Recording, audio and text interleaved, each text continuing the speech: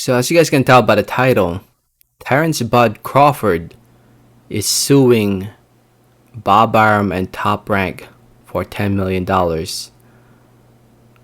for racial bias. Yeah, before I get more into the video, I just want to say thank you so much for watching. Please subscribe for more boxing and please hit that like button. It helps out the video, it helps out the channel. I'd really appreciate it. So the New York Post was the first to write about it. Man, their website's full of ads. So anyway, if you read the article, let's go over some of it. So let's see here. The fighter, Terence Crawford, has hired attorney Brian Friedman and is suing for almost $10 million. But the blows he rains on Arum in the lawsuit are far more damaging.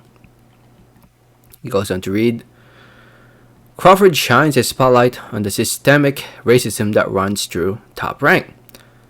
Top Rank's complete inability to properly promote black fighters, and Top Rank Arum and his stepson Todd DeBuff, disparate treatment of black fighters, including Crawford. Am I pronouncing that right? Man, I can't read. And then he goes on to read, Arum clearly allows his revolting racial bias to impact the fighters he is obliged to promote. And then the suit mentions big names like Floyd Mayweather, who have been mistreated by Bob Arum. Oh man, this is interesting. And so basically, they're claiming racial bias. That's what they're claiming. They're claiming that Bob Arum and Top Rank can't promote or hasn't promoted Terence Crawford properly because he is black. And then he goes on to read what Bob Arum said. He said, and I quote, he said, "Don't call a man a racist when really this is because of your own failures." Who claims he lost $20 million on the Crawford? Jesus Christ. And then he goes on to read, his marketability didn't measure up to this ability, and that has absolutely nothing to do with the race he is. The outstanding fact is that Terrence's numbers on pay-per-view have always been dreadful because of his failure to market himself. So Bob Arum likes to point at Crawford on his failures of being a star. Bob Arum likes to say that it's Terence Crawford's fault why he hasn't became a star yet. Him, the promoter, Bob Arum, the promoter, is blaming Terence Crawford for failing to promote himself. The way I look at it, Bob Arum just failed to do his job. That's basically what it is. He failed to do his job. He did not promote Crawford properly. And now here we are.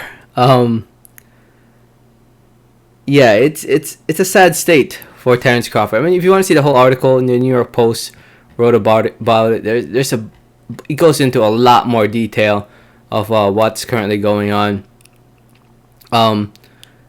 Yeah, it talks about how much Crawford has been getting paid. Like, let's say for when he fought Kell Brook, he was paid $3.5 million. Man, that's actually pretty good money. He got paid $4.8 to fight Amir Khan.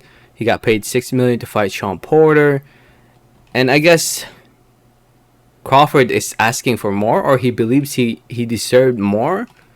Hence why he's suing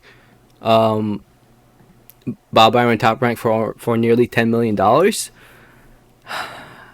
It's a sad state because PBC, one of the spokesperson from PBC, what's his name, Tim Smith, I believe, if I remember correctly, he recently stated that Crawford is an expensive fighter, and it's just something, I don't know, man.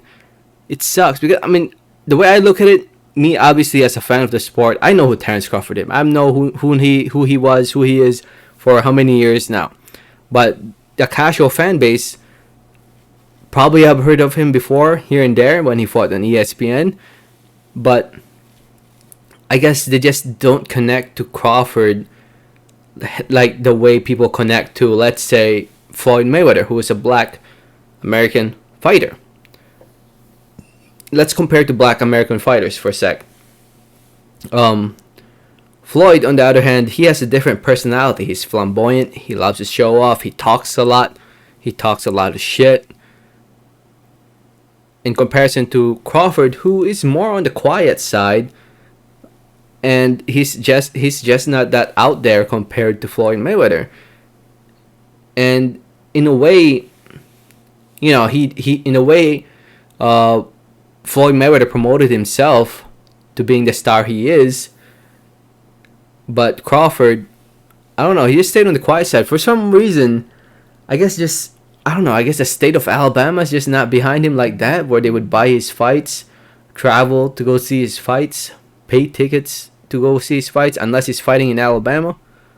Omaha, not Alabama. Omaha, correction. Yeah, I don't know, man. I don't know.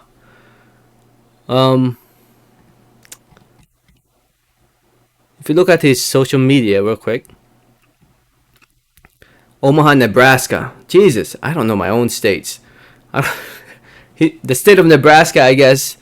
Just I don't know. There's just something. There's something missing when it comes to Terence Crawford on social media. He has what? How many followers?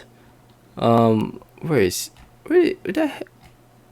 Let's go to Instagram. On Instagram, he has 750,000 followers. That's a decent amount, if you ask me.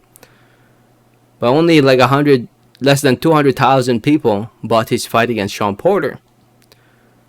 Did he promote that fight? Let me see real quick. I mean, he did. Well, I'm not sure actually. Yeah, he did. But I guess not many people were that interested in it. I don't know. There's just something missing. There's something missing. Just Crawford just can't attract fans the way, like, let's say Floyd Mayweather and Adrian Broner does, who have a big following on social media. Same goes for Tank Davis. Well, that's mainly because of the backing of Floyd Mayweather. But there's something definitely missing when it comes to trying to promote trying to promote Terence Crawford. Maybe it's his personality, or maybe it really is just the lack of promotional from Top Rank and Bob Arum.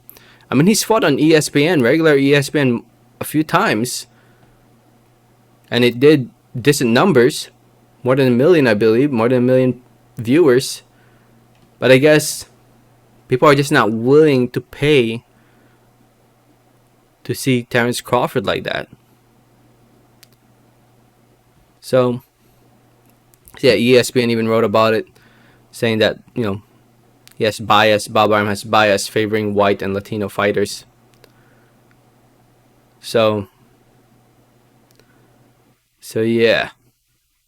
We'll see. I mean, Top Rank has promoted multiple black fighters throughout the history of the sport.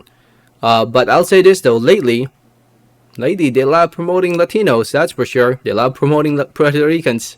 See, that's the thing. Like, if you compare Puerto Ricans, like that fan base, that geography, there's that group of Puerto Ricans, people from Puerto Rico, who will support a Puerto Rican fighter, that they will be willing to pay and see them fight. And the way I look at it as a Filipino, because I'm Filipino, obviously, we have Manny Pacquiao, Nonito Donaire, now Magsayo, who will be fighting soon. As a Filipino, obviously I was supporting Filipino fighters. I know when they're fighting. I know where to tune in. I know where to buy their fights. And I'm willing to pay to see them fight and support the event and support the fighters fighting the event. I guess I don't know. I guess the state of Nebraska just don't support their fighters like that. Maybe. Or maybe it's just too damn expensive. You know what I mean? So, I mean, with the technology these days, people could just go on their phone and watch shit for free. So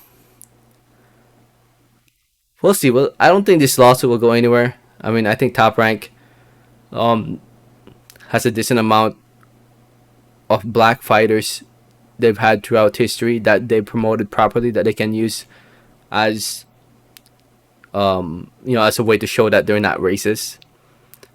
Uh, but lately, I mean, I'll say this though, they don't really do a great job promoting Black Americans. I'll say that much. They're not the best promoter out there that promotes Black Americans.